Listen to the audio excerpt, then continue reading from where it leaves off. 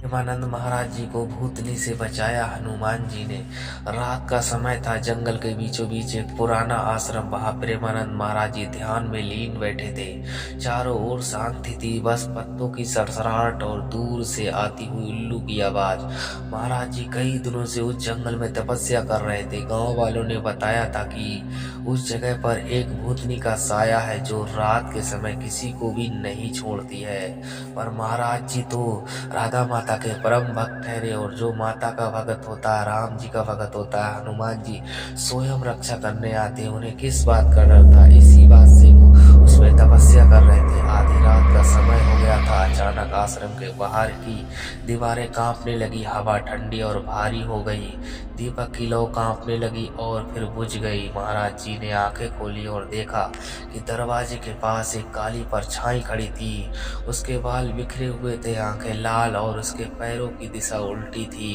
वो धीरे धीरे महाराज जी की ओर बढ़ने लगी। अब भूतनी की आवाज गूंजती है, कौन है जो मेरे इलाके में तपस्या करने की हिम्मत कर रहा है? महाराज जी शांत भाव से बोले, मैं प्रेमानंद हूँ और ये जगह सबकी है।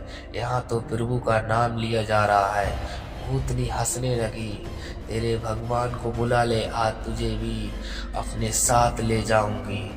अचानक वहाँ हवा में उड़ने लगी। महाराज जी की गर्दन पकड़ ली, उनका शरीर कांपने लगा, सांस रुकने लगी, मंत्र और जप सब भूलने लगे। उस पल महाराज जी की आंखों से आंसू बह निकले और उन्होंने कांपती आवाज में कहा, जय हनुमान ज्ञान गुण सागर। भूतनी चीखने लगी, उसकी पकड़ ढीली पड़ने लगी। महाराज जी ने पूरी शक्ति से हनुमान चालीसा का पाठ शुरू कर दिया और सब जैसे हर शब्द हवा में तेज प्रकाश फैलने लगा।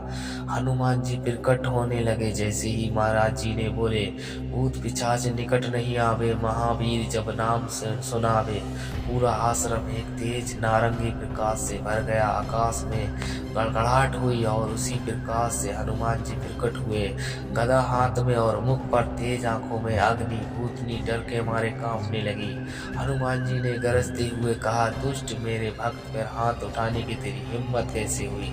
भूतनी जमीन पर गिर पड़ी और रोते हुए बोली, मुझे माफ कर दो प्रभु, मैं इसी जंगल में मरी थी, मेरी आत्मा भटक रही है। हनुमान जी बोले, तेरा उद्धार तभी होगा तब जब तक तू राम नाम नहीं लेगी। भूतनी कांपती आवाज में कहा, जय श्री राम, और अगले ही पल वो प्रकाश में विलीन हो गई। महाराज जी के आंखों से आंसुओं की धारा बहने लगी और हनुमान जी के चरणों में गिर पड़े। हनुमान जी ने मुस्कुराते हुए कहा, वह केवल उसी को होता है जो मुझे भूल जाता है। मेरे भक्त का कोई बाल भी माका नहीं कर सकता है।